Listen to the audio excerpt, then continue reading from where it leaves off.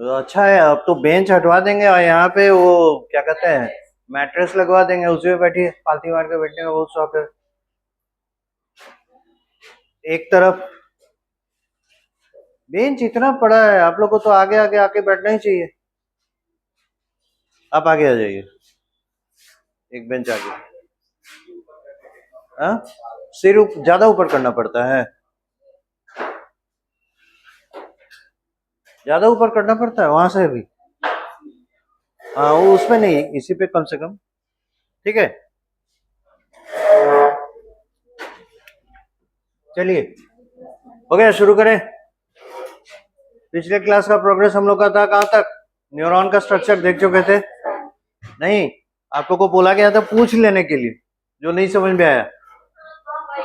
हाँ, जहाँ पे कंफ्यूजन है वो पूछिए। पूरा चैप्टर रिपीट करना वो कैसे फायदेमंद होगा? बहुतों को लगेगा कि यहाँ तक मेरा पढ़ा हुआ है, ये तो हम जानते हैं, तो इंटरेस्ट नहीं रहेगा। आपको जहाँ पे डाउट है वो क्लियर कीजिए, आगे बढ़िए। जक्स्टा ग्लोमेरुलर एपरेटस, ये वो एरिया है जहां पे आपका बोवेंस कैप्सूल और जो ये है क्या कहते हैं, अच्छा वो ना जे जी है, यस, डीसीटी और एफरेंट, एफरेंट है ना, जी क्या कहते हैं, डीसीटी और एफरेंट आर्टेरियोल, दोनों एक दूसरे के नजदीक आते हैं, वो एरिया। एक्चुअली क्या है, जब एफरेंट आर्टेरियोल की तरफ रीनल आर्टरी से ब्लड वेसल का ब्रांच आ रहा होता है, ठीक है, तो वो ऐसे नहीं लगता है जैसे हम लोग डायग्राम में बनाते हैं एकदम स्ट्रेट वे आ रहा है, वो ऐसे नहीं, बहुत घूमते हुए आता है, ठीक है। तो इसलिए वो एक एसोसिएशन बनाता है, और उस एरिया का स्पेशल पर्पस है क्या कि वो क्या कहते हैं, रेनिन एंजियोटेंसिन वाले पाथवे में अपना रोल प्ले करता है। जब जीएफआर गिरने लगता है ना, जब फिल्ट्रेशन रेट घटने लगता है तो उसको बढ़ाने के लिए वो एडजस्टमेंट करता है, तो उसका इंपॉर्टेंस है। और वो एक स्पेशल एरिया है जहां के सेल्स थोड़े से एंडोक्राइन हो जाते हैं और रेनिन रिलीज करता है। रेनिन एक काइंड ऑफ हार्मोन है ना, और वो जाके एंजियोटेंसिन 1 को एंजियोटेंसिन 2 में कन्वर्ट करता है, फिर वो एंजियोटेंसिन 2 फिर जाके है ना एक्टिव होता है। और कहीं पे देखिए,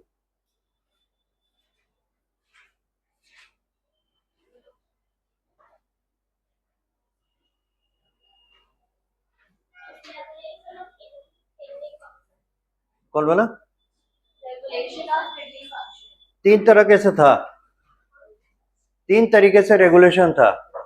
एक था वही जेजी एपरेटस जो है, जस्टा ग्लोमेरुलर एपरेटस, वहां के जो सेल्स हैं जेजी सेल्स, हाँ, एक जेजी सेल्स के थ्रू हो रहा है, रेनिन एंजियोटेंसिन पाथवे है।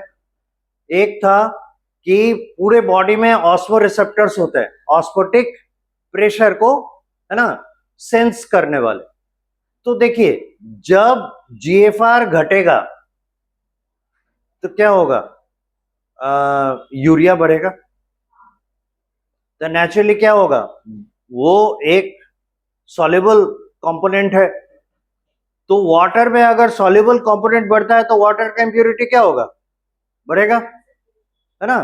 तो इन दैट केस बाहर का वाटर, मतलब जिस एरिया से बाहर है, मतलब जहां पे ये इम्प्योर वाटर है, उसके बाहर का वाटर ज्यादा उससे प्योर हो जाएगा, तो नेचुरली क्या होगा, ये वाटर ड्रॉ करने लग जाएगा, राइट।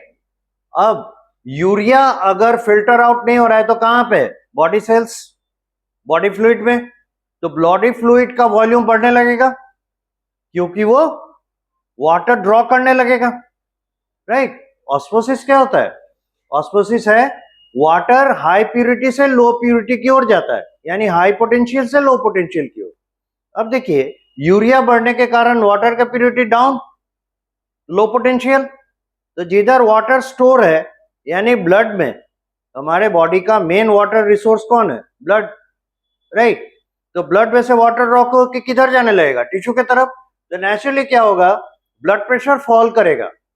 तो वैसे कंडीशन में क्या होगा, ऑस्मोटिक रिसेप्टर सेंस करेंगे कि ऑस्मोटिक प्रेशर सेल्स का बढ़ रहा है, अराउंड का बढ़ रहा है, इसलिए वो एक्टिव होंगे और उसके वजह से आपको सिग्नल जाएगा हाइपोथैलेमस में, और हाइपोथैलेमस वो सिग्नल जाने के बाद रिलीज होगा वैसोप्रेसिन।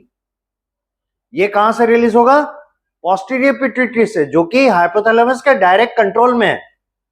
और वैसोप्रेसिन के रिलीज होने के बाद फिर क्या होगा? वाटर एडजस्टमेंट होगा, क्योंकि उसका साइट ऑफ एक्शन कहां पे? डीसीटी पे है, कलेक्टिंग डक्ट्स पे है, तो वहां से वाटर एब्जॉर्प्शन बढ़ाएगा।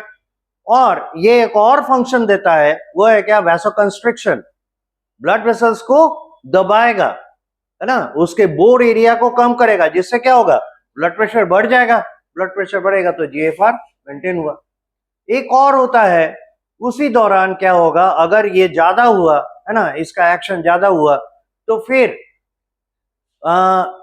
इसका एक और साइट ऑफ एक्शन है, वो है एड्रिनल कॉर्टेक्स, जहां से मिनरलोकॉर्टिकॉइड रिलीज होंगे, और ये मिनरलोकॉर्टिकॉइड है एल्डोस्टेरोन। और एल्डोस्टेरोन फिर और विगरस वे में सोडियम का एब्जॉर्प्शन बढ़ाएगा from DCT and collecting duct level, जिस वजह से क्या होगा?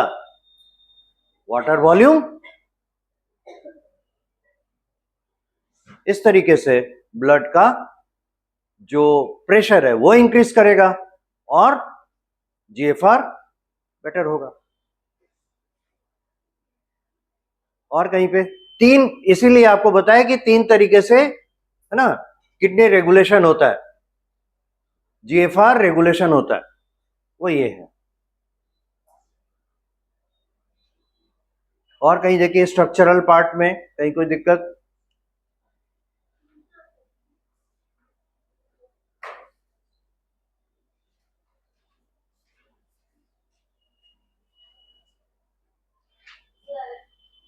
रेगुलेशन में ही जेजीए का जो रोल है वो बता रहे। जेजीए का रोल होगा, वो रेनिन रिलीज करेगा। जेजी सेल्स जो है, जेजीए के आसपास के जो सेल्स हैं, जेजी सेल्स कहलाएंगे। तो जेजी सेल्स का काम क्या है? एक हार्मोन रिलीज करता है, वो है रेनिन। रेनिन रिलीज होने के बाद वो क्या करेगा? ब्लड में घूमने वाले एक मॉलिक्यूल जो एंजियोटेंसिन है, उसको एक्टिव करेगा और उसको एंजियोटेंसिन 1 में कन्वर्ट करेगा। एंजियोटेंसिनोजेन में रहता है इनएक्टिव फॉर्म में, उसको फर्स्ट फॉर्म में कन्वर्ट करेगा, दैट इज एंजियोटेंसिन फर्स्ट। पर एंजियोटेंसिन फर्स्ट फुल्ली फंक्शनल नहीं है, एंजियोटेंसिन सेकंड में कन्वर्ट होने के बाद वो फंक्शनल होता है। तो नेचुरली क्या होगा? एंजियोटेंसिन 1 को फिर एंजियोटेंसिन 2 में कन्वर्ट किया जाएगा, नाउ इट इज एक्टिव। और एंजियोटेंसिन 2 फिर जाके विगरस एक्शन करने लगता है, वहीं से आपका क्या कहते हैं, एल्डोस्टेरॉन का रेगुलेशन होता है, और एंजियोटेंसिन 2 अपने आप में वाटर एब्जॉर्प्शन को बढ़ाने में मदद करता है, ब्लड प्रेशर राइज करता है, राइट। और जब इसका लेवल काफी ज्यादा, रेनिन जब तक रहेगा, रेनिन का हाई कॉन्सेंट्रेशन जब तक रहेगा, तब तक ब्लड प्रेशर बढ़ता जाएगा, जीएफआर बढ़ता जाएगा। तो इसका बैड इफेक्ट, एडवर्स इफेक्ट किस पे पड़ेगा? हार्ट पे। तो एक लिमिट के बाद हार्ट ब्लड प्रेशर को रोकना चाहेगा, क्योंकि उसके वॉल पे एक्स्ट्रा प्रेशर पड़ रहा है। इसलिए आर्ट्रियल वॉल फिर एक एंटी मॉलिक्यूल रिलीज करता है, ये एएनएफ है, एंटी नाट्रियूरेटिक फैक्टर, ठीक है। और ये क्या करेगा? रेनिन को ब्रेक करेगा। जैसे ही रेनिन का लेवल कम होगा, जो भी उसके एक्टिविटीज थे, ब्लड प्रेशर बढ़ना, वो फॉल करना शुरू करेगा, मतलब नॉर्मल लेवल पे आना लगेगा, है ना। एक्सेसिव जो एल्डोस्टेरॉन था, एल्डोस्टेरॉन घटने लगेगा। इस तरीके से क्या होगा? एक तरफ से सोडियम रीएब्जॉर्प्शन घटेगा और उस तरफ ब्लड प्रेशर घटेगा, जिस वजह से क्या होगा? फिर से जीएफआर जो बढ़ रहा था वो बढ़ने का रेट कम हो जाएगा। यही तो है।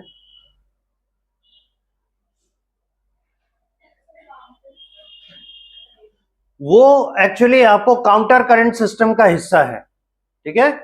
उसमें दिखा रहा है उल्टा चलता है। एक तरफ से ब्लड अगर नीचे की ओर जा रहा है तो फ्लूइड इन द टिब्यूल्स ऊपर की ओर जाएगा, और जिस तरफ ब्लड ऊपर की ओर जा रहा है, फ्लूइड नीचे की ओर जा रहा है। तो देखिएगा डिसेंडिंग लिम्ब के तरफ ब्लड फ्लो ऊपर की तरफ है। डिसेंडिंग लिम्ब कहां से आ रहा है? पीसीटी से। पीसीटी से नीचे की ओर जा रहा है, तो ब्लड फ्लो ऊपर की ओर होगा, और एसेंडिंग लिम्ब में फ्लूइड ऊपर की ओर जा रहा है ना, तो वहां पे देखिएगा ब्लड फ्लो नीचे की तरफ है। इसलिए जब आप फिगर को इमेजिन कीजिए, जब आपका इफरेंट आर्टेरियोल है वो निकलने के बाद सीधे एसेंडिंग लिम्ब की तरफ आया और फिर उसको घेरे में लिया और फिर उस तरफ जाता है, फिर नीचे आया, इसको घेरे में लिया, इस तरफ जाता है, फाइनली यहाँ पे वासा रेक्टा बनाता है, और वासा रेक्टा के बाद फिर फाइनली इनके थ्रू होते हुए चला जाता है रीनल वेन में, है ना। ये इसका ये था कंस्ट्रक्शन था।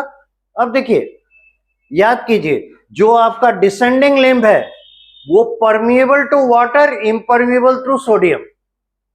परमिएबल टू वाटर, ये वही चीज हुआ, एग्जाम्पल भी दिए थे, जैसे मान लीजिए आप सब्जी चढ़ाएं गर्म करने के लिए, ध्यान नहीं रहा, ज्यादा ही गर्म हो गया, पानी सूख जाएगा।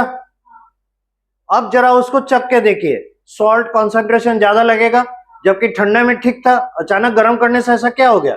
गर्म करने से ये हुआ कि वॉल्यूम ऑफ वाटर कम हो गया, that is why concentration of salt बढ़ गया। बस यही चीज यहां पे हो रहा है। जब ये लीकी हो गया वाटर के लिए, तो क्या होगा? नीचे की तरफ डिसेंडिंग लिम्ब में जैसे जैसे नीचे की तरफ यूरिन जा रहा है, यानी वो फ्लूइड अभी यूरिन बन के आया नहीं है, तो हम लोग उसको फ्लूइड करके चले, तो वैसे वैसे फ्लूइड का क्या होगा? कॉन्सेंट्रेशन बढ़ेगा। कॉन्सेंट्रेशन बढ़ेगा सोडियम का, तो ऑस्मोटिक प्रेशर बढ़ेगा ना। ऑस्मोटिक प्रेशर क्या हुआ? अपने तरफ वाटर को खींचने का कैपेसिटी, राइट। अब कैसे?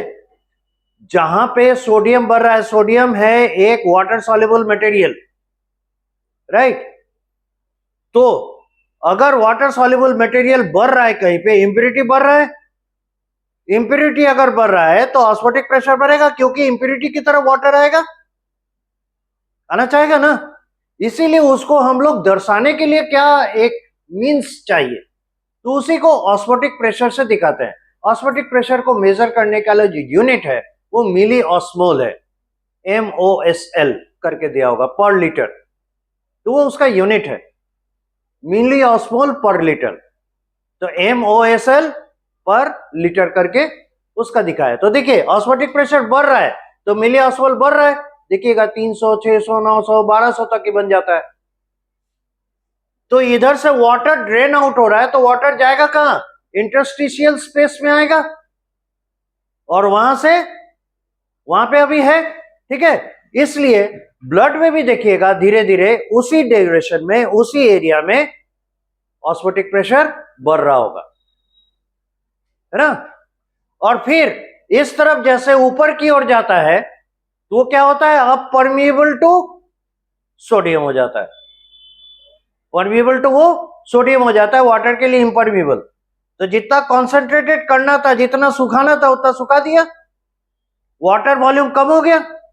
अब जो बचा खुचा है एक्स्ट्रा सॉल्ट है ना, जो जरूरी हो सकता है, वो अब लीकी होने के कारण इंटरस्टिशियल स्पेस में आ रहा है। तो इंटरस्टिशियल स्पेस में आएगा तो वहां पे क्या होगा? वहां का ऑस्मोटिक प्रेशर बढ़ेगा, और ट्यूब का जो यूरिन बना के आगे बढ़ रहा है उसका ऑस्मोटिक प्रेशर घटने लगेगा।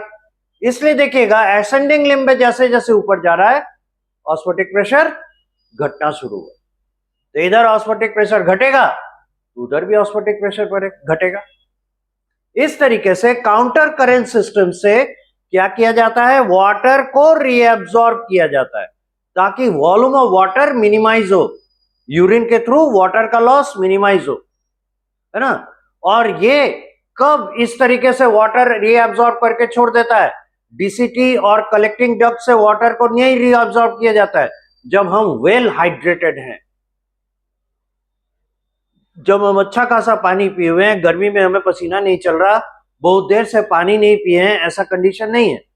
उस हालत में आगे कलेक्टिंग डक्ट और डीसीटी से वाटर रीअब्सॉर्प्शन करने का जरूरत नहीं पड़ता। लेकिन अंडर कंडीशंस लाइक जैसे अभी का वेदर कंडीशन है ना, ह्यूमिडिटी ज्यादा है, पसीना ज्यादा आ रहा है, तो ऐसे कंडीशन में क्या होगा? अगर यूरिन से भी वाटर पास हो जाए और स्वेट से भी वाटर लॉस हो तो हमारा हल क्या होगा? डिहाइड्रेट हो जाएंगे। इस डिहाइड्रेशन को रोकने का दूसरा तरीका क्या है? कि हम स्वेट को नहीं कम करें, क्योंकि स्वेट कम करेंगे तो बॉडी टेम्परेचर मेंटेन गड़बड़ हो जाएगा। इसलिए स्वेट तो एसेंशियल है, क्योंकि वो सरफेस को कूल कर रहा है। तो हमारा जो वाटर लॉस इन यूरिन हो रहा है उसको हम कम करें, तो अंडर दोस कंडीशंस के क्या होगा, जो रेगुलेशन पार्ट है वो चल उठेगा और फिर कलेक्टिंग डक्ट और डीसीटी से वाटर का विगरस रीअब्जॉर्प्शन करके कॉन्सेंट्रेटेड यूरिन पास होगा। तो इस तरीके से वाटर बैलेंस हम लोग लेकर चलते हैं। तो जो आप दिखाए वहां पे वो जो काउंटर करंट सिस्टम है वो नॉर्मल कंडीशन में उस तरीके से और किसी भी कंडीशन में उसी तरीके से काम करता है, राइट।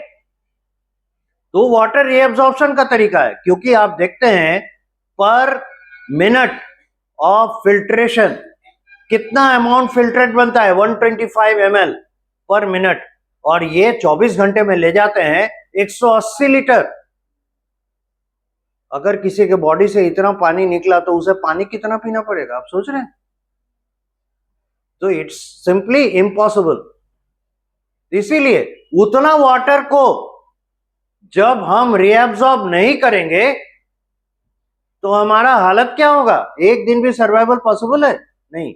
इसीलिए वाटर रीअब्सॉर्प्शन उस तरीके से होता है। और वो जो वॉल्यूम है वो कहां पे आया, बोवेन्स कैप्सूल में, जस्ट थ्रू द ग्लोमेरुलस। पर वो घटाते घटाते पर डे 2 से 3 लीटर यूरिन में कन्वर्ट किया जाता है। 180 लीटर को 2 लीटर में बदला, 178 लीटर कहां गया, रीअब्सॉर्ब हो गया। So this is the strength of our reabsorption capacity of nephrons at the eventually kidneys। ये इंपॉर्टेंट। और देखिए और कहीं पे बाकी स्ट्रक्चर में कहीं कोई दिक्कत,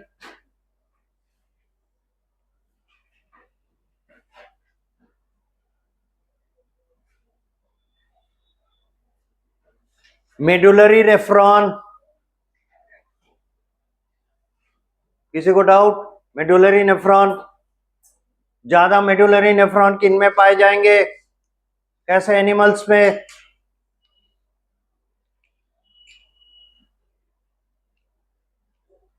जिनमें हाईली कॉन्सेंट्रेटेड यूरिन पास होते हैं। मैमल में कोई एग्जांपल दीजिए जिसमें ज्यादा मेडुलरी नेफ्रॉन पाए जाएंगे, जो हाईली कॉन्सेंट्रेटेड यूरिन पास करता है, कैमल, राइट। फिर जो यूरिक एसिड पास करते हैं वो काफी ज्यादा वाटर रीअब्सॉर्ब करते हैं, तो उनमें भी मेडुलरी नेफ्रॉन्स अधिक होंगे। तो इस तरीके से हम लोग इन चीजों को समझ सकते हैं। मोस्ट ऑफ द टाइम हमारे नेफ्रॉन्स कैसे होते हैं, कॉर्टिकल की मैंने मेडुलरी, कॉर्टिकल। इसलिए देखिएगा जो नेफ्रॉन का हिस्सा है, most of the part stage in the cortex, only loop of Henle dips into the medulla and again it comes back, है ना। और यही कहते हैं कि लूप ऑफ हेनले लंबा हो जाएगा जब, तो वो मेडुलरी नेफ्रॉन कहलाएगा। दूसरी चीज, मेडुलरी नेफ्रॉन को वाटर रीअब्सॉर्प्शन से क्यों जोड़ा गया,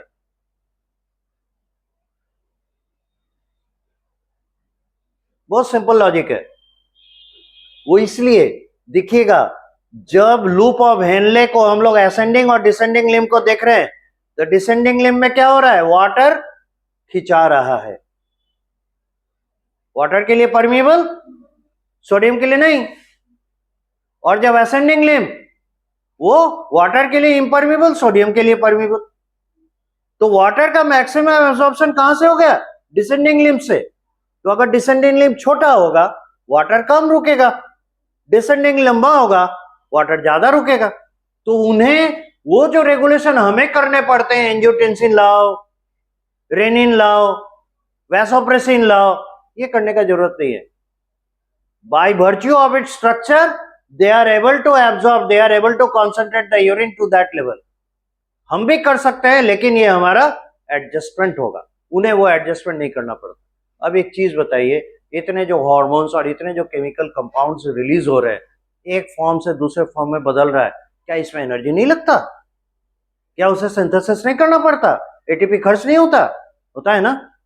इसलिए अगर स्ट्रक्चरल सपोर्ट हम लोग को मिल जाता है तो एडजस्टमेंट के नाम पे एनर्जी खर्च नहीं करना पड़ता, राइट। इसीलिए जब हम लंबे समय तक प्यासे रहते हैं तो हम एग्जॉस्ट भी होते हैं। This is one of the reasons कि इस एडजस्टमेंट के दौरान एनर्जी खर्च भी होता है। और देखिए, और कहीं पे डाउट?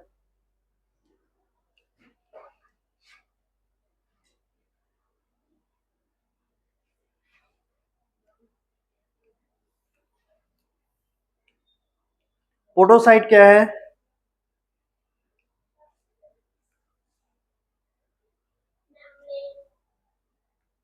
किसका? मेम्ब्रेन है कि सेल है? सेल है। किसका? ऑप्शन भी देना पड़ेगा, ऑप्शन बेस्ड मत रहिए। बोमन्स कैप्सूल, ग्लोमेरुलस का तो नहीं, नहीं, बोमन्स कैप्सूल का। फिल्ट्रेशन के लिए 3 लेयर हैं, कौन कौन से? एक तो पोडोसाइट हो गया, बोमेन्स कैप्सूल से चल रहे हैं, बेसमेंट मेम्ब्रेन, और एक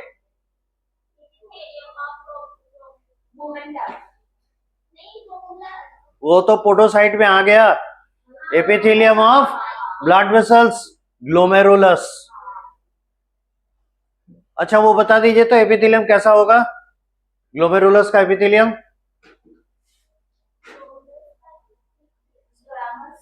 स्क्वामस होगा, क्योंकि फिल्ट्रेशन स्क्वामस का, फिर जहां पे एब्जॉर्प्शन होता है ये भी स्क्वामस का प्रॉपर्टी। एब्जॉर्प्शन किसका प्रॉपर्टी? दो हैं, कौन सा एपिथेलियम एब्जॉर्प्शन शो करता है? दो हैं, क्यूबॉइडल एंड कॉल्यूमनर। पर कॉल्यूमनर में क्या होता है, विल्ली रहता है, माइक्रोविल्लाई। तो क्या क्यूबॉइडल पे भी माइक्रोविल्लाई रहता है? नहीं तो एब्जॉर्ब कैसे करेगा? ब्रश बॉर्डर एपिथेलियम वो भी बनाते हैं, पीसीटी में है, इसलिए वो एब्जॉर्प्शन करते हैं। ग्लोमेरुलस से जो भी, ग्लोमेरुलस से है ना, बोमेन्स कैप्सूल में जो भी निकल कर आया वो क्या करता है, सब निकाल देता है। अब बोलता है इसमें से हम चुनेंगे जो हमारे लिए जरूरी है। बार बार 3 बार 4 बार रिपीट किया हमारे नेफ्रॉन में फिल्ट्रेशन का मेथड। 2 तरीका बताया है, जैसे मान लीजिए कि गुल्लक में से हम पैसा चुन रहे हैं, एक वो भी तरीका है। एक गुल्लक पूरा खोल दिए, पिगी बैंक जिसको कहते हैं, छोटा जिसमें पैसा चेंज पैसा जमा करते हैं, उसमें से सारा उछल दिए और उसके बाद 2 का सिक्का चुन रहे हैं, बाकी को उसमें रख दिए। तो this is like that we use to filter our fluid और ब्लड थ्रू द नेफ्रॉन्स। ये सबको बाहर निकाल के उसमें से चुनता है, जो रखना है वो रख लो। और यही वजह है कि ग्लूकोज का लेवल जब बियॉन्ड थ्रेशोल्ड चला जाता है तो वो रिटेन नहीं होता, निकल जाता है, राइट। इसीलिए ग्लूकोज का जो थ्रेशोल्ड लेवल है वो 200 मिलीग्राम पर डेसीलीटर ऑफ ब्लड है। उससे बियॉन्ड अगर जाएगा तो वो यूरिन में अपीयर होने लगेगा, and that condition is diabetes mellitus. एक और है डायबिटीज अच्छा ये इस चैप्टर का नहीं है, लास्ट चैप्टर का है, फिर भी कंसर्न आया तो बता दें। डायबिटीज इंसुपिटस भी एक होता है, इसमें क्या होता है, फ्रीक्वेंट यूरिनेशन इसके वजह से होगा, लेकिन उस यूरिन में आपको शुगर नहीं मिलेगा। पर डायबिटीज मेलिटस में भी फ्रीक्वेंट यूरिनेशन होगा, लेकिन इस यूरिन में शुगर मिलेगा।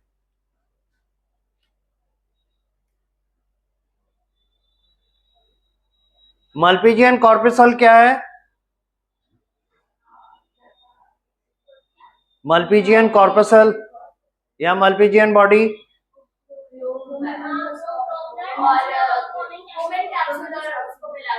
उस एरिया को कहते हैं, उसे कंबाइन को कहते हैं। पर किडनी कितने नेफ्रॉन्स हो सकते हैं? फ्यू मिलियंस, 1 to 2 मिलियन ऐसे मानते हैं। तो अगर नंबर में कहना चाहेंगे, मिलियन बहुत ज्यादा नहीं समझ में आया तो लाख में कितना? 10 लाख से 20 लाख। किडनी का पोजीशन किस वर्टिब्रा के आसपास होगा?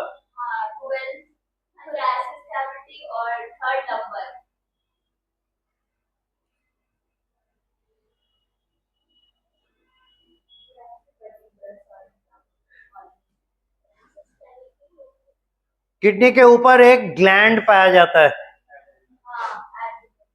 उसके अराउंड फैट बॉडी भी रहता है। रीजन ये भी बताए थे, फैट बॉडी रहने का रीजन है कि एड्रिनल कॉर्टेक्स कॉर्टिकॉइड जो हार्मोन्स हैं वो स्टेरॉयडल हार्मोन्स हैं, और स्टेरॉयडल हार्मोन्स को सिंथेसिस करने के लिए फैट्स का जरूरत है। दैट इज व्हाई ये fat body is residing over और अराउंड द किडनी, इसलिए वहां पे वो प्रेजेंट रहता है। दूसरा, शॉक एब्जॉर्प्शन का भी काम करता है फैट्स, है ना, क्योंकि हमारे बैक साइड के तरफ रहता है ना, वर्टिब्रल कॉलम से ये एसोसिएटेड है, तो उसे शॉक न लगे इसलिए भी उसके ऊपर फैट्स के लेयर का जरूरत पड़ता है। ठीक है, और कोई दिक्कत? आगे बढ़ सकते हैं। किडनी डिजीजेस समझ गए। रेनल फेल्योर क्या है ये पता है ना? रेनल फेल्योर जब जीएफआर मेंटेन करने में असमर्थ होता है किडनी साहब, तो रेनल फेल्योर। ठीक है, और डायलिसिस,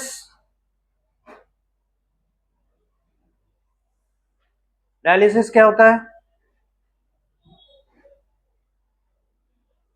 डायलिसिस यूरेमिया, और यूरेमिया मतलब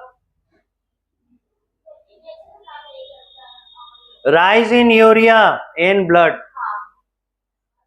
तो ये जो वो किस वजह से, क्योंकि यूरिया फिल्टर आउट होकर बाहर नहीं निकल रहा है। अच्छा एक चीज बताइए, उसमें देखिएगा certain limited amount of urea is reabsorbed at the larger collecting duct level, and मतलब फिर से वो इंटरस्टिशियल स्पेस में आता है और फिर वो उस तरफ रीअब्सॉर्ब होता है, ब्लड में आता है। उसके पीछे reason 100% urea is not eliminated from our blood, certain amount is retained. Any definite reason why we do it? हाँ, मेंटेन क्या? ऑस्मोलैरिटी या ऑस्मोटिक प्रेशर मेंटेन करने के लिए उतने से यूरिया का जरूरत पड़ता है, इसलिए वो यूरिया रिटेन बैक कर लिया जाता है। चलिए अब आए, और कोई डाउट होगा तो पूछ लीजिएगा इन द मीन टाइम हम लोग आगे बढ़े। Nervous system,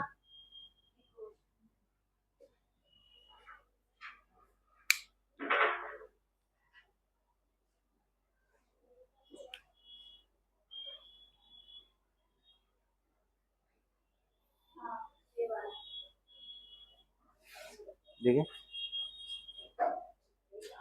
95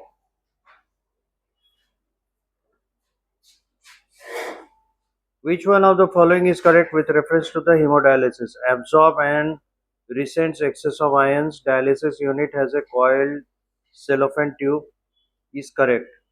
Blood is pumped back through a suitable artery after hemodialysis. This process is useful in removing glucose. D गलत है, removing glucose नहीं है। Blood is pumped back through a suitable artery after hemodialysis, ये भी गलत है, ये when के थ्रू भेजा जाता है, आर्टरी से ड्रॉ करते हैं, वेन के थ्रू ब्लड मिलते हैं। सी भी गलत है। Dialysis unit has a coiled cellophane tube. This is true. And absorbs and resents excess of ions. नहीं, उसको वापस क्यों भेजेगा? आयन को तो आयन के साथ उसका कोई लेना देना नहीं है, ये रिलीज करता है केवल और केवल यूरिया, दैट्स ऑल। मतलब जब डायलिसिस होता है तो सेलोफेन ट्यूब में जब आएगा, सेलोफेन ट्यूब एक फ्लूइड में डूबा रहता है, उसे कहता है dialysis unit, sorry dialysis fluid. ठीक है, डायलिसिस फ्लूइड का वही कंपोजिशन होता है जो प्लाज्मा का होता है एक्सेप्ट यूरिया। डायलिसिस फ्लूइड में यूरिया जीरो रहता है और ब्लड में यूरिया है, इसलिए सेलोफेन ट्यूब जो है वो एक सेमी परमेबल स्ट्रक्चर की तरह है, मतलब वो परमेबल परफोरेटेड है, तो उसके थ्रू क्या होता है, यूरिया बाहर निकल के डायलिसिस फ्लूइड में चला जाता है। तो बस और बस केवल यूरिया को बाहर निकालने का यह मेथड है। आयंस ये नहीं कर सकते, आयंस के लिए नहीं है, क्योंकि आयंस का दोनों तरफ बैलेंस रखते हैं। कौन सा? Renal pyramid. रेनल पिरामिड में आके जितने वो रेनल कैलिसेस देख रहे हैं ना, वो एक्चुअली उसमें आके सारे larger collecting duct drain out हो रहे हैं, सब आके वहीं पे जुड़ रहे हैं, और उसके थ्रू रेनल पिरामिड आके रेनल पेल्विस में खुल रहा है। और रीनल पेल्विस से फिर यूरेटर के थ्रू, हाइलम के एरिया से यूरेटर के थ्रू वो बाहर निकलते हैं।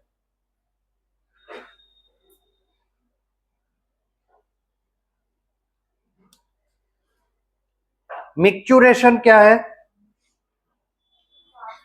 Passage of urine. इसमें दोनों तरह के मसल्स काम करते हैं, वॉलेंटरी इनवॉलेंटरी, या केवल और केवल इनवॉलेंटरी? दोनों है। और जो वॉलेंटरी मसल है उसके लिए एक नाम है, स्फिंक्टर। वो वॉलेंटरी है, वो हमारे अंडर कंट्रोल है। नाउ नर्वस सिस्टम, इसमें हम लोग को देखना है ट्रांसमिशन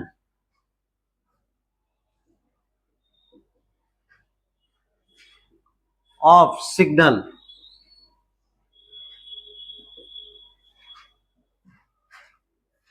न्यूरॉन के स्ट्रक्चर हम लोग देख चुके थे। हम लोग छोटा सा एरिया लेते हैं, एक्सॉन हिलॉक के बारे में आपको बताया था कि मोस्ट सेंसिटिव पार्ट है एक्सॉन हिलॉक। वो एरिया है जो वो साइटोन में से एक्सॉन को, है ना, प्रोसेस करके आगे निकल आता है। यानी साइटोन में से जहां पर से एक्सॉन आगे बढ़ रहा है वो एरिया साइटोन सेल बॉडी, उससे जहां से एक्सॉन आगे बढ़ रहा है वो एरिया एक्सॉन हिलॉक। तो हम लोग एक छोटा सा एरिया लेते हैं। अब यहां पे क्या होता है, एक प्रकार का प्रोटीन पाया जाता है। इस प्रोटीन का नाम है सोडियम पोटासियम एटीपेज। ये एक एंजाइम भी है, एन एंजाइम वर्किंग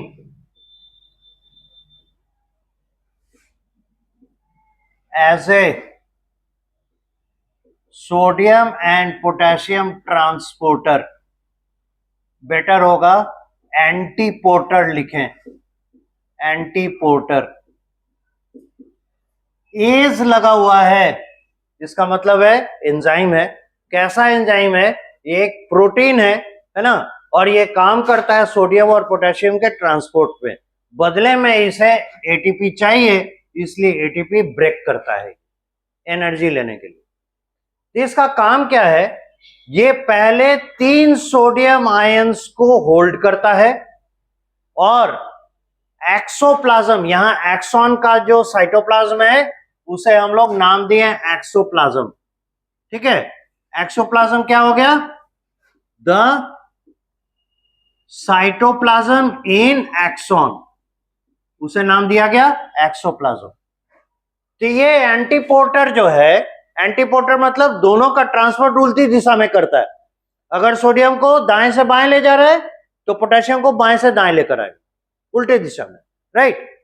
तब देखिए ये क्या करेगा, ये जो सोडियम पोटेशियम पंप भी कर सकते हैं क्योंकि एनर्जी खर्च कर रहा है। तो ये 3 सोडियम आयंस को एक्सोप्लाज्म से उठाकर आउटसाइड द एक्सॉन भेज देगा। तो ये 3 सोडियम आयन कहां आ गया? बाहर की तरफ, एक्सटर्नल टू द सेल। बदले में क्या करेगा? देखिए एंटीपोर्ट है, उल्टी दिशा में भी चलेगा ना। बदले में क्या करेगा? बाहर से 2 पोटेशियम आयन को उठाकर अंदर ले आएगा। अब ये बड़ा ट्रिकी है, यहां 2 चीजें एक साथ हो रही हैं, इसको समझिए। पहला कि ये उस जगह से सोडियम को उठाकर वहां पे पटक रहा है जहां सोडियम कम है और जहां सोडियम ज्यादा है। तो यहां सोडियम कम है एक्सोप्लाज्म में, और यहां से सोडियम को उठाकर कहां ले जा रहा है? Outside the axon, outside the neuron, बाहर की तरफ। बाहर सोडियम ज्यादा है, ठीक है। तो यहां ये सोडियम को भेज रहा है जहां पे हाई कॉन्सेंट्रेशन है। तो सोचिए, तो अगर किसी प्लाज्मा मेम्ब्रेन के अक्रॉस एक तरफ सोडियम ज्यादा, एक तरफ सोडियम कम, सोडियम के मूव करने की टेंडेंसी किधर होगी? बाय वर्च्यू ऑफ डिफ्यूजन, जहां ज्यादा है उधर से जहां कम है उस तरफ। तो ये एक ग्रेडियंट बना और इस ग्रेडियंट के तहत क्या होगा, अगर उसे रास्ता मिल जाए सोडियम को, sodium in the form of ion, तो आयन के आने जाने का रास्ता क्या कहलाएगा, आयन चैनल। इस सेल में पढ़े हैं ना, नहीं अभी सेल पढ़ाई नहीं हुई है। खैर ये जान के रखिए, आयंस के मूव करने के लिए प्रोटीन्स होते हैं, इन प्रोटीन्स को आयन चैनल कहा जाता है। ठीक है, तो इन रास्तों से, आयन चैनल के रास्ते से जिधर ज्यादा है उधर से जिधर कम है उस तरफ आ जाएगा सोडियम, ये उसकी टेंडेंसी होगी। ठीक है, यानी इसके कॉन्सेंट्रेशन ग्रेडियंट के खिलाफ सोडियम को उठा के भेज रहा है। ये अप हिल मूवमेंट हुआ, पहाड़ पे चढ़ने के लिए दम लगाना पड़ता है ना, तो ये भी ताकत लगाएगा, बदले में एटीपी खर्च करेगा, एटीपी खर्च करके उधर ले गया। अब उधर जाने के बाद जब सोडियम इससे अलग होगा तो इसमें फिर इस प्रोटीन में चेंज आएगा, और चेंज आने के कारण इसके पोटेशियम बाइंडिंग साइट्स खुल जाएंगे, सोडियम साइट मास्क हो जाएगा, ढक जाएगा, और पोटेशियम बाइंडिंग साइट्स ओपन होंगे। नेचुरली क्या होगा, उस तरफ पोटेशियम जहां पे कम है वहां से पोटेशियम उठाएगा, और इस बाइंडिंग के वजह से ये वापस फ्लिप करके अपने ओरिजिनल कंडीशन में आएगा। तो ओरिजिनल कंडीशन में जब आएगा तो एक्सोप्लाज्म की तरफ फेस करेगा, एक्सोप्लाज्म की तरफ जब फेस करेगा ये दोनों पोटेशियम यहां आने के बाद फिर इससे खुल जाएंगे, इससे मुक्त हो जाएंगे, इससे अलग हो जाएंगे। नाउ पोटेशियम वहां पर आया जहां पे ऑलरेडी पोटेशियम ज्यादा था, तो दोनों उल्टा काम करता है, जिधर सोडियम कम है वहां से उठा के उधर सोडियम ले जाता है जहां सोडियम ज्यादा है, फिर ये वहां से पोटेशियम उठाकर ले आता है जहां पोटेशियम कम है, और वहां छोड़ के जाता है जहां पोटेशियम ज्यादा है। इस तरीके से क्या किया, बाहर के लिए सोडियम बहुत ज्यादा कर दिया, अंदर सोडियम कम, और अंदर के लिए पोटेशियम काफी ज्यादा कर दिया, बाहर पोटेशियम कम। तो देखिए सोडियम के अंदर आने की टेंडेंसी होगी और पोटेशियम आयन की बाहर जाने की। दूसरा चीज जो आपको यहां गौर करना चाहिए, पर यूनिट ऑफ ऑपरेशन एक साइकिल ऑपरेट अगर ये करता है तो देखिए चार्ज पर्सपेक्टिव से सोचिए, ये क्या है, यूनिट चार्ज है, और ये भी क्या है, यूनिट चार्ज है। तो एक साइकिल में एक यूनिट चार्ज बाहर ज्यादा अंदर कम कर रहा है, कर रहा है। तो नेचुरली क्या हो रहा है, चार्ज पर्सपेक्टिव से देखिएगा बाहर वाला ज्यादा पॉजिटिव, अंदर वाला कम पॉजिटिव।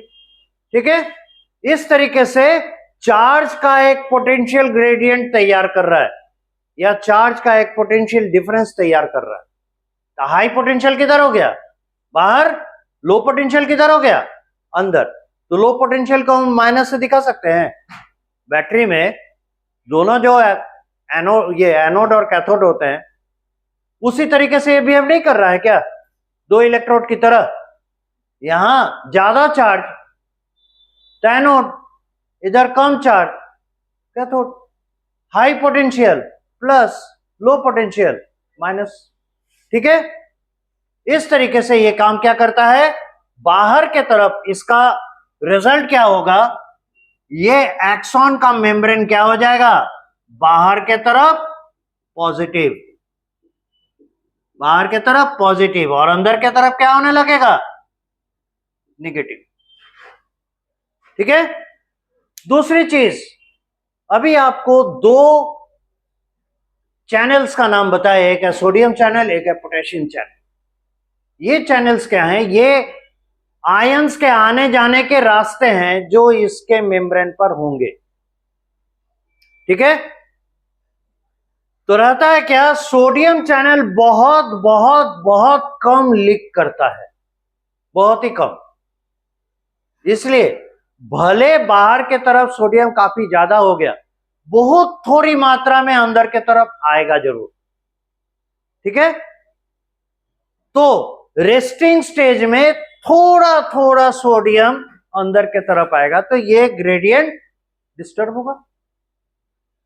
एक पॉजिटिव चार्ज बाहर से अंदर के तरफ आ रहा है तो क्या होगा, ये ग्रेडियंट डिस्टर्ब होगा ना, पोटेंशियल डिफरेंस डिस्टर्ब होगा।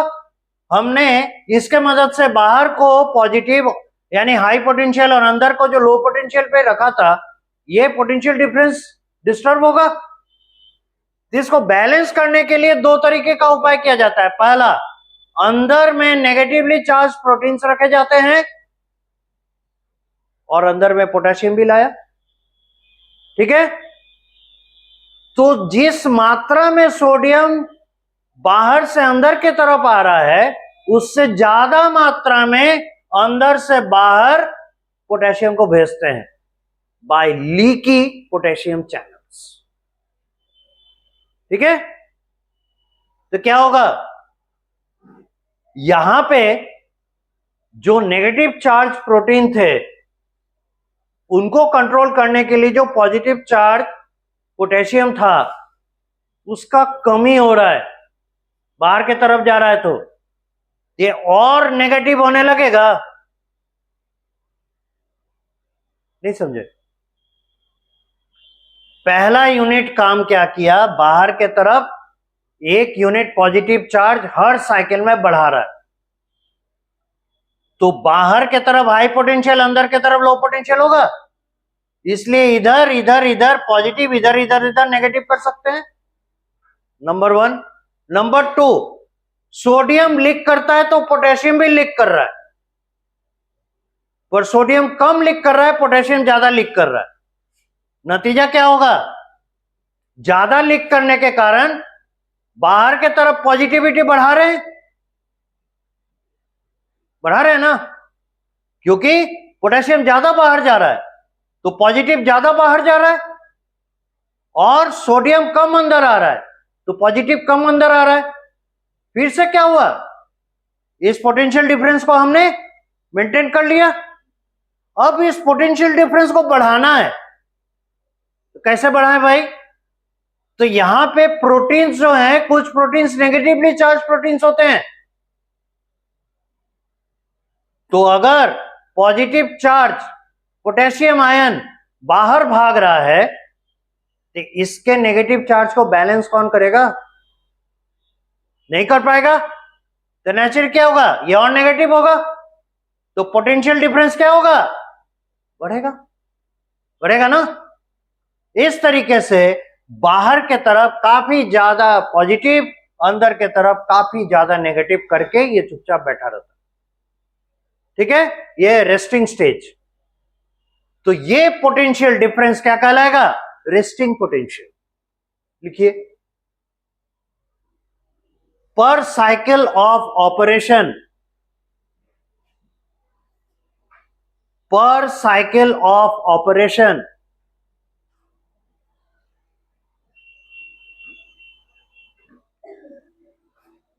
of per cycle of operation of sodium potassium pump, per cycle of operation of sodium potassium pump, 1 unit per cycle of operation of sodium potassium pump, 1 unit positive charge, 1 unit positive charge increases,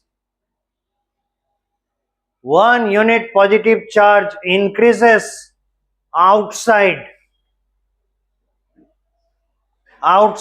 the 1 unit positive charge increases outside the membrane of the axon, outside the membrane of the axon.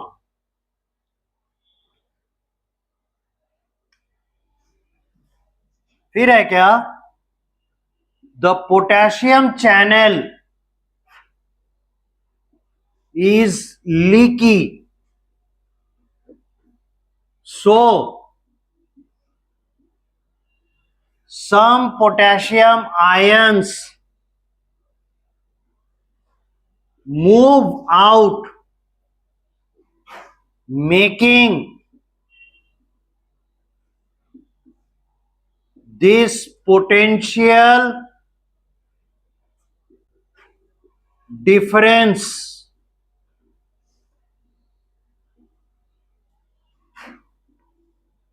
more high.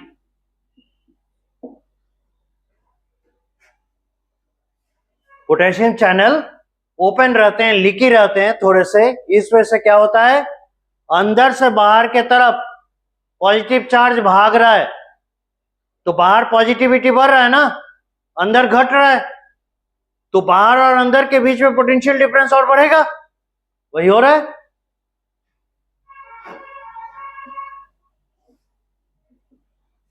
This is associated with unbalancing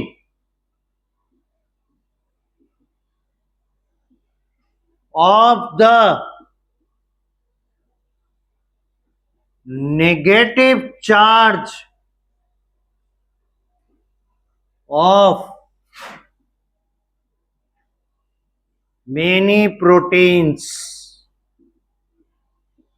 in the exoplasm.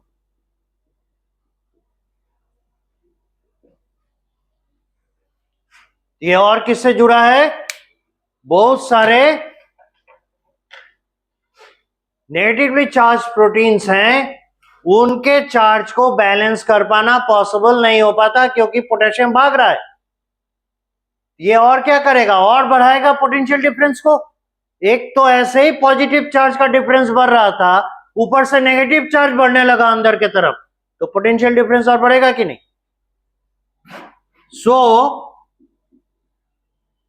This further increases the potential difference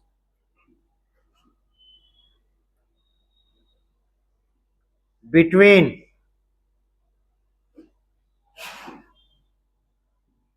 outside and inside of the axon membrane.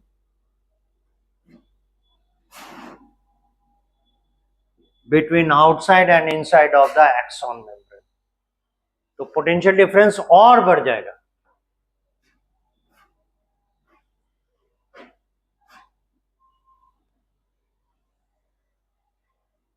This is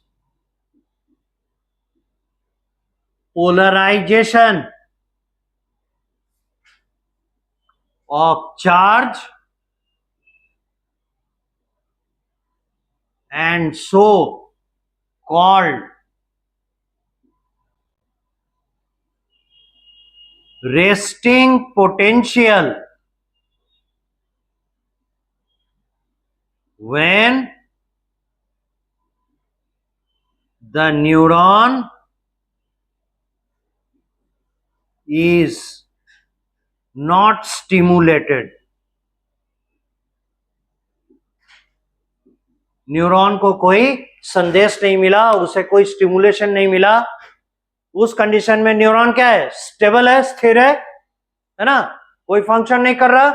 उस समय जो इसका potential difference होगा, वो potential difference कहलाएगा resting potential, है ना. ये पोटेंशियल डिफरेंस कहलाएगा रेस्टिंग पोटेंशियल, क्योंकि इस समय आपको चार्ज का पोलराइजेशन भी दिख रहा है. सीधा बैठिए, इस समय ये चार्ज का पोटेंशियल डिफरेंस भी दिखा रहा है, तो इसे हम लोग कंबाइंड कर रहे हैं रेस्टिंग पोटेंशियल. एक तो पॉजिटिव चार्ज का डिफरेंस और दूसरा अंदर नेगेटिव चार्ज बढ़ रहा है, तो दोनों तरीके से क्या हो रहा है, पोटेंशियल डिफरेंस और बढ़ता जा रहा है, दोनों के बीच में अंतर चार्ज का और बढ़ रहा है. इसीलिए इसे polarisation of charge and eventually resting potential कहते हैं. ठीक है.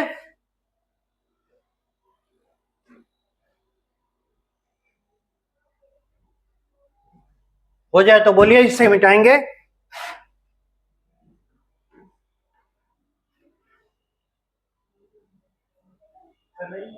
ओ,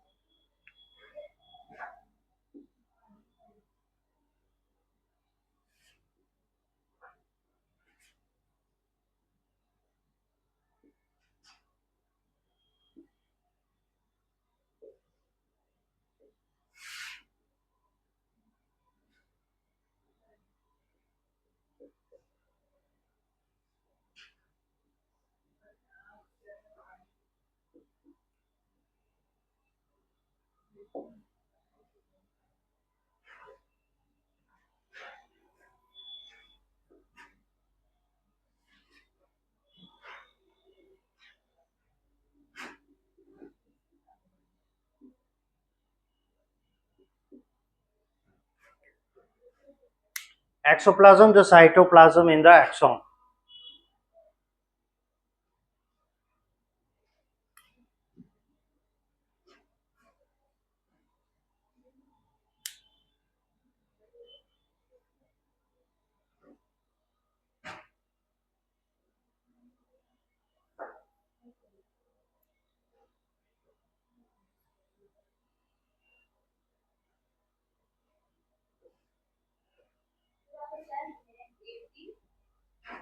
एटीपेज, सोडियम पोटेशियम एटीपेज, एक एंजाइम की तरह भी काम कर रहा है।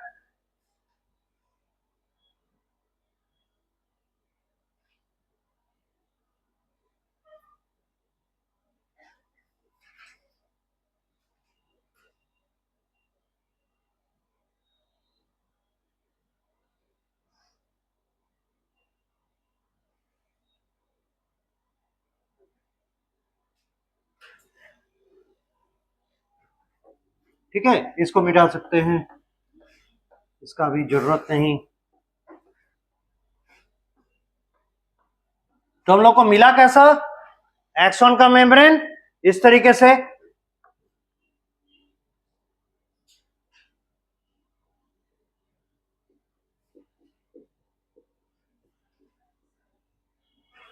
अंदर के तरफ नेगेटिव लोअर पोटेंशियल और बाहर के तरफ हायर पोटेंशियल। जो छूट गया उसको बाहर में बाद में मेकअप कर लीजिएगा, जगह छोड़ दीजिए, फिर समझ नहीं पाइएगा। यहां देखिए, इसका एक्शन क्या हुआ? बाहर के तरफ पॉजिटिव, अंदर के तरफ नेगेटिव। अब कहता है क्या, अगर किसी तरह का स्टिमुलेशन आया, फॉर एग्जाम्पल ये मान लेते हैं पॉइंट ए है, ये बी है, ये सी है, ये डी है, 4 पॉइंट्स लेकर चल रहे हैं यहां तक। फॉर एग्जाम्पल अगर इस एक्सॉन के मेम्ब्रेन पे इस पॉइंट पे एक स्टिमुलेशन आता है, किसी तरह का टच या जो भी हमारे सेंस ऑर्गन्स है, साउंड, लाइट, इन सबको हम लोग फील करते हैं ना, तो इनमें से किसी तरह का भी एक सेंसेशन आए, इस पॉइंट ए पर अगर आता है, तो न्यूरॉन लेवल पे क्या होगा? यहां पर सोडियम चैनल ओपन होंगे। जैसे ही जिस पॉइंट पे स्टिमुलेशन आएगा, उस पॉइंट पे सोडियम चैनल ओपन होगा। ठीक है, स्टिमुलेशन, इसका रिजल्ट क्या होगा?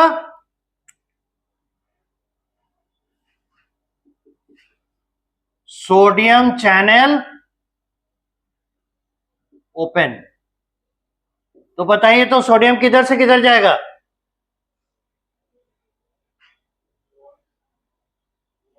बिल्कुल सही, हायर टू लोअर की lower to higher? Higher to lower. तो सोडियम पोटेशियम पंप है, वो नहीं। चैनल, चैनल जो है मतलब आयन चैनल जो है, इनके थ्रू जब मूवमेंट होता है ना, वो डाउन द कॉन्सेंट्रेशन ग्रेडियंट होता है। ठीक है, खैर, तो यहां पे क्या होगा? हायर टू लोअर जाएगा, इसलिए डायरेक्शन किधर से किधर? अंदर से बाहर कि बाहर से अंदर? बाहर से अंदर की तरफ आएगा।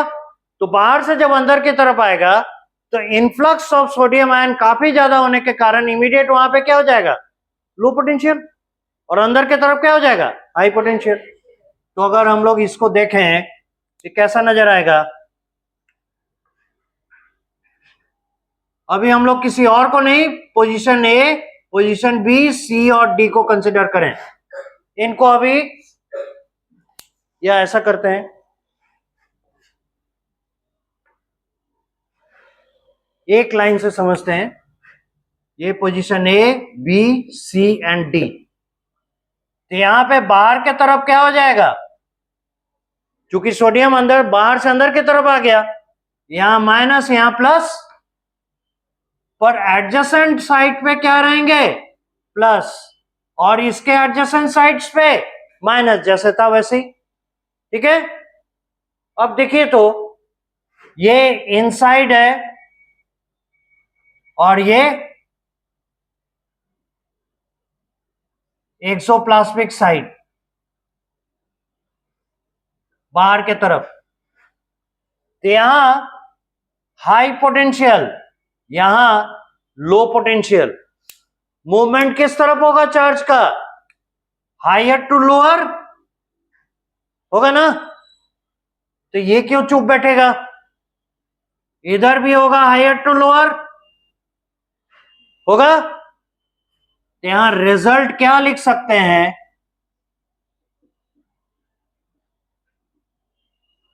मूवमेंट ऑफ चार्ज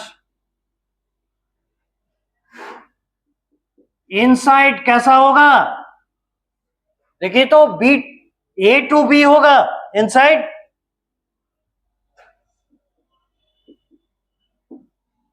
आउटसाइड कैसा होगा,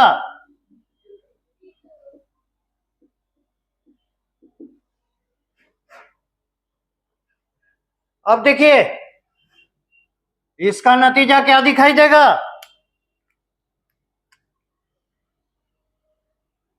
ये ए, ये बी, ये सी, ये डी।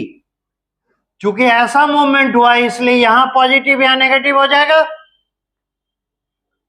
लेकिन ये पॉजिटिव उठ के इधर आ गया इसलिए यहां क्या आएगा, नेगेटिव, और ये पॉजिटिव उठ के इधर आ गया इसलिए यहां हो जाएगा पॉजिटिव, अगल बगल नेगेटिव, यहां अगल बगल positive. Now the same course of action would be taken place, इसलिए ये फिर बी से सी की ओर चलेगा और ये सी से बी की ओर चलेगा। रिजल्ट, आउटसाइड क्या होगा, सी टू बी, और इनसाइड बी टू सी, और ये सिलसिला चलता जाएगा। अब देखिए तो एक चीज, पॉइंट बाय पॉइंट आगे की ओर ये बढ़ रहा है ना। और एक चीज देखिए, पहले क्या था, ऐसे था, पोलराइज्ड था, मूवमेंट ऑफ सोडियम अंदर होने के कारण क्या हो गया, ये क्या कहलाएगा, डीपोलराइजेशन।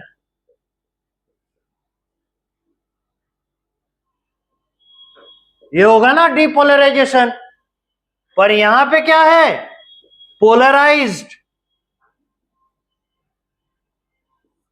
यहां पे पोलराइज्ड है। तो इस कंडीशन में यहां क्या हो जाएगा, डीपोलराइज्ड।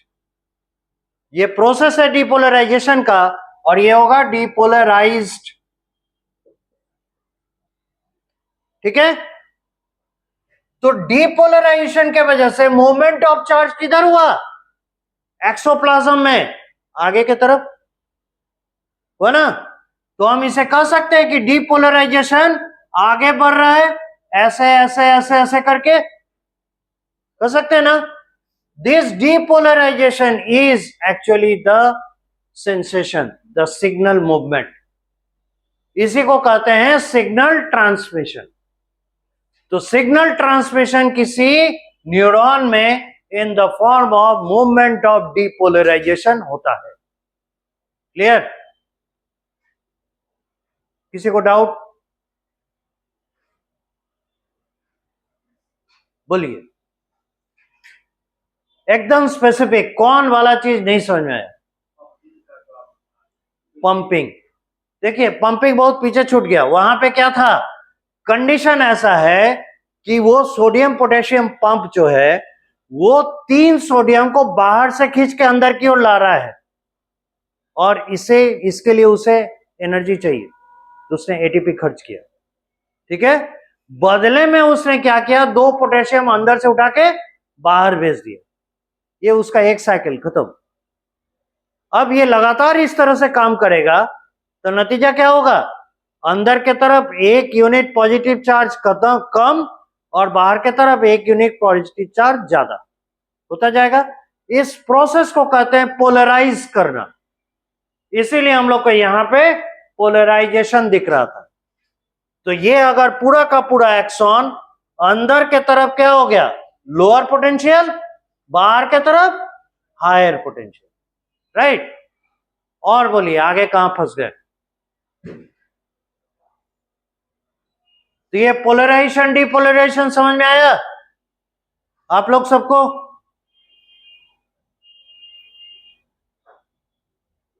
आपको ऐसा लग रहा है पहला बार कुछ चीज देख रहे हैं? हम पहले भी क्लास में आए हैं, ऐसा मत देखिए। कुछ समझ में नहीं आ रहा है तो हाँ ना बोलना चाहिए ना, हम कैसे समझेंगे? और कोई डाउट इसमें? आगे बढ़ सकते हैं? तो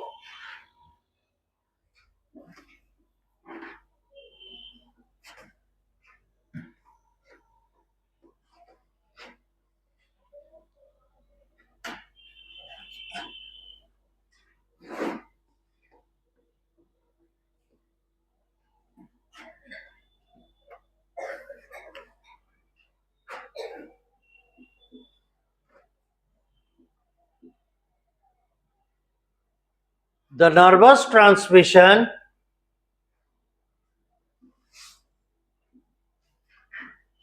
moves across the neuron by movement of depolarization.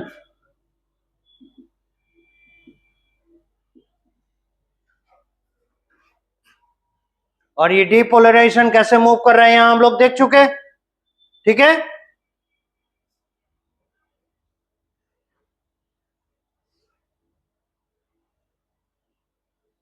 अब यहां पे एक और बात है,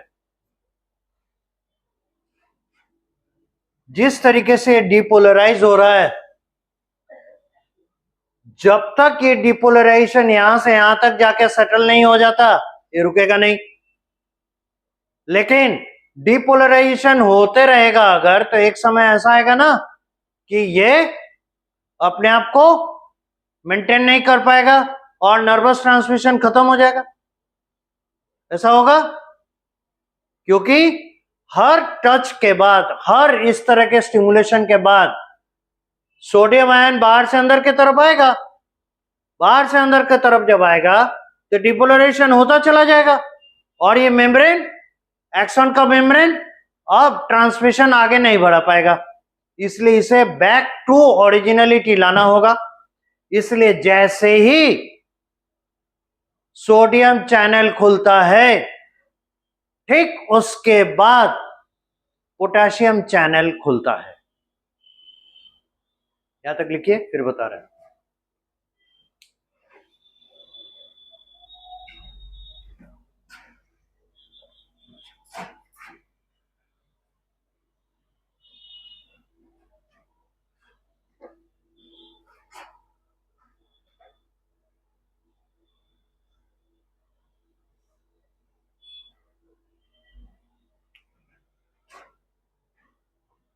इसे लिखिएगा, दिस इज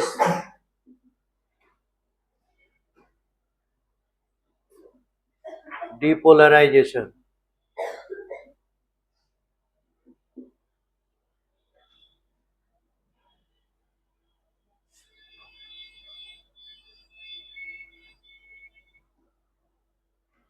मूवमेंट।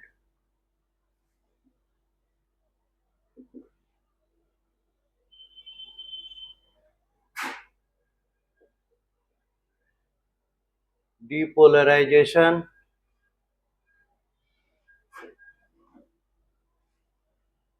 मूवमेंट।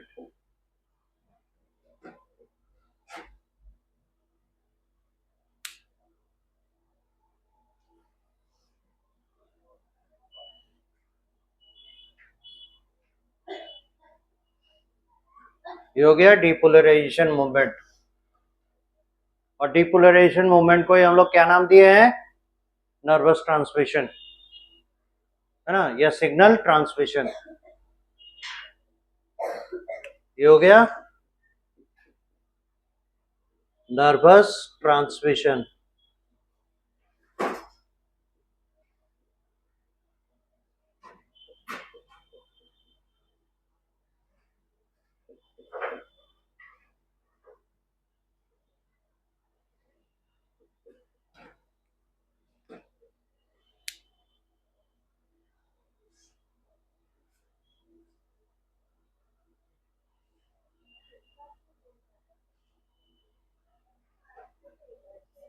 तो इससे हम इन्फरेंस, बात नहीं, इससे हम इन्फरेंस ये ड्रॉ कर सकते हैं ना, एक न्यूरॉन में नर्वस ट्रांसमिशन अंदर के तरफ किधर हो रहा, आगे, फ्रॉम साइटोन टू एक्सॉन, और एक्सॉन से किस तरफ, टुवर्ड्स द एंड प्लेट,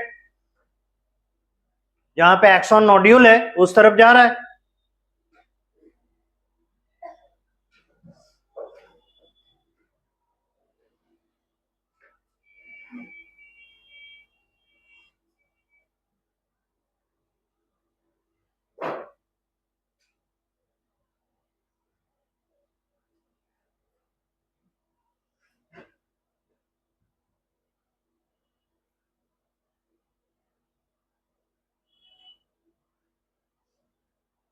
हो गया।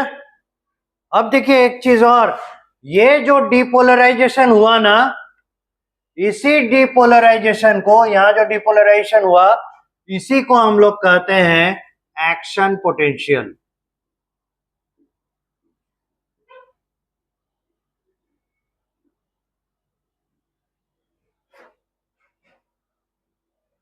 कई क्वेश्चन आते हैं, रेस्टिंग पोटेंशियल क्या है, एक्शन पोटेंशियल क्या है। अब समझ में आ गया?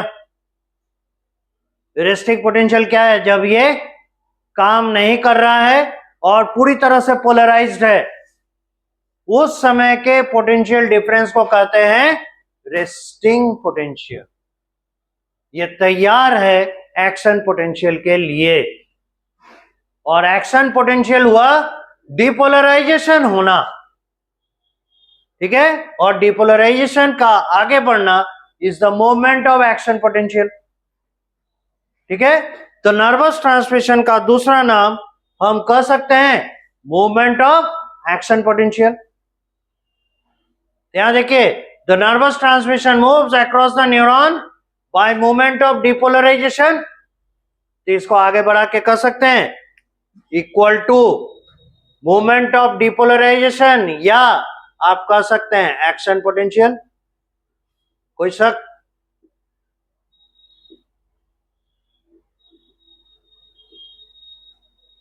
This is it.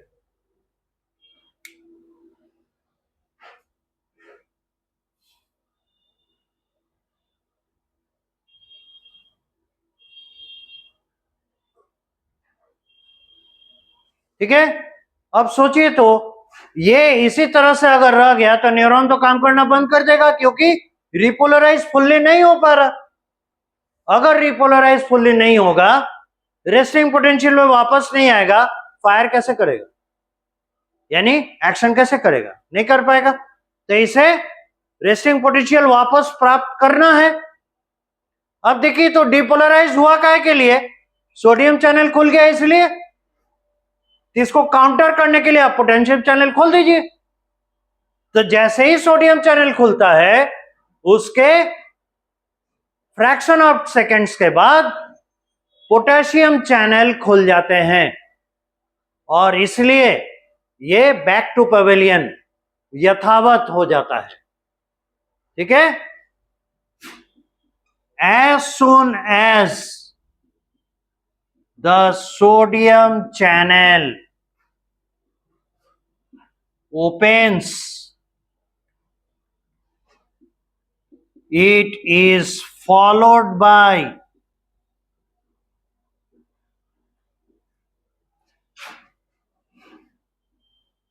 opening of potassium channel. So former leads sodium entry,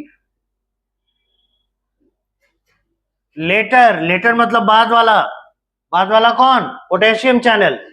letter exits potassium ions. पहला वाला यानी सोडियम चैनल सोडियम को अंदर आने देता है, जिसको काउंटर कैसे करते हैं? दूसरे वाले से, जो कि पोटेशियम चैनल खोल देता है, तो पोटेशियम बाहर चला गया. इस तरीके से दोनों का क्या होता है? फिर से बैलेंस आ जाता है और ये रेस्टिंग पोटेंशियल मेंटेन हो जाता है. Once the resting potential is maintained, it is ready for next signal transmission, next cycle of signal transmission. ठीक है? दिस रीइंस्टेट्स यानी पुनः स्थापित करना. It reinstates the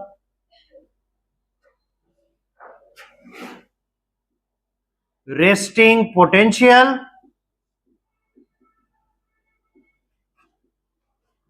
and the neuron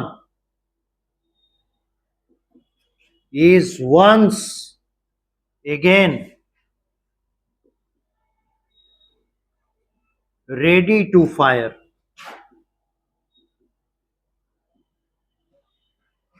ये फिर से काम करने के लिए तैयार है.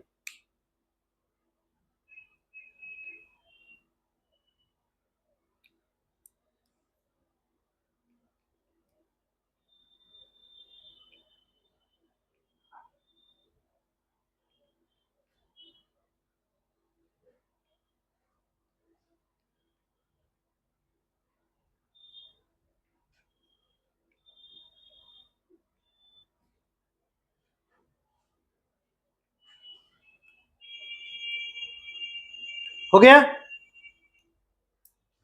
अब यहां पे एक और चीज है. देखिए, sodium channel potassium channel, sodium channel potassium channel alternatively खुल रहे हैं, बंद हो रहे हैं. एक समय तो ऐसा आएगा ना कि दोनों तरफ सोडियम और पोटेशियम का बैलेंस बराबर हो जाएगा. तब ना तो ये नर्वस ट्रांसमिशन के लायक रहेगा, ना रेस्टिंग पोटेंशियल मेंटेन कर पाएगा. क्योंकि इसने रेस्टिंग पोटेंशियल कैसे मेंटेन किया?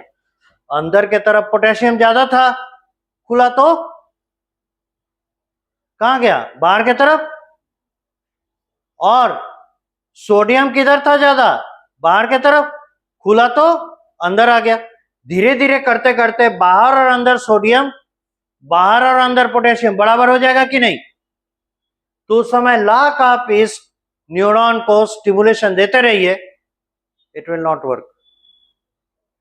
इसलिए एक लिमिटेड इंटरवल के बाद फिर से उस सोडियम पोटेशियम पंप को काम करना पड़ेगा और वो 3 सोडियम को उठा के बाहर और 2 पोटेशियम को उठाकर अंदर लाए. समझ में आ गया? इस तरीके से ये न्यूरॉन हमेशा काम करने लायक बना हुआ रहेगा. Right? Since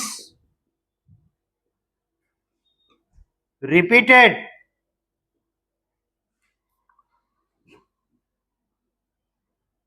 opening of sodium and potassium channels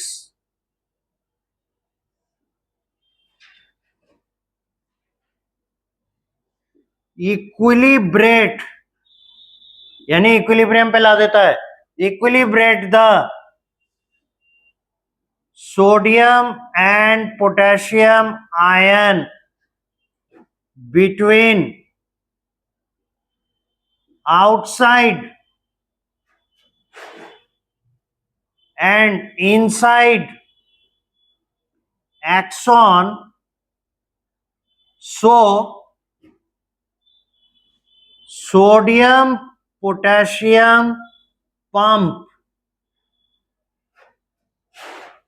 operates again to maintain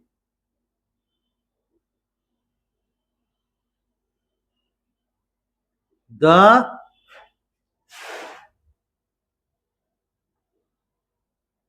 potential difference of sodium ion and potassium ion. चूंकि सोडियम आयन चैनल और पोटेशियम आयन चैनल के ओपन होने और क्लोज होने के कारण समय के साथ क्या होगा, दोनों के बीच, बाहर और अंदर के बीच में सोडियम का डिफरेंस, बाहर और अंदर के बीच में पोटेशियम का डिफरेंस गड़बड़ हो जाएगा, बराबर हो जाएगा। इसीलिए उसको मेंटेन करने के लिए फिर से, है ना, दोनों के बीच में बड़ा डिफरेंस क्रिएट करने के लिए सोडियम पोटेशियम पंप को फिर से चलना पड़ेगा, जिससे क्या होगा, बाहर सोडियम ज्यादा और अंदर पोटेशियम ज्यादा कर देगा। तो ये था नर्वस ट्रांसमिशन का एक हिस्सा। ये बता रहा है कि न्यूरॉन में, एक ही न्यूरॉन में ये सिग्नल कैसे मूव करते हैं। अगला हिस्सा है एक न्यूरॉन से दूसरे न्यूरॉन में ये सिग्नल कैसे जाता है। अगली क्लास में पॉज कीजिए।